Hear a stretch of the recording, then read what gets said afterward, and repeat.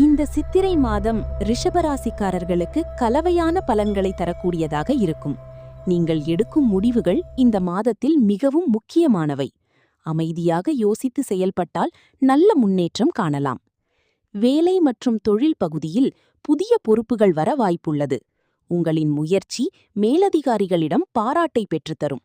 மெதுவாக இருந்தாலும் நிலையான வளர்ச்சி இருக்கும். பணவரவில் நிலைத்தன்மை இருக்கும். ஆனால் செலவுகள் அதிகரிக்கும் சாத்தியம் உள்ளது. தேவையற்ற செலவுகளை கட்டுப்படுத்துவது நல்லது.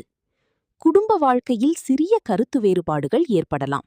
பொறுமையாக பேசினால் உறவுகள் இன்னும் வலுப்படும். காதல் வாழ்க்கையில் நெருக்கம் அதிகரிக்கும். உடல் நலத்தில் சிறிய பிரச்சனைகள் தோன்றலாம். அதனால் ஓய்வு மற்றும் சத்தான உணவு அவசியம்.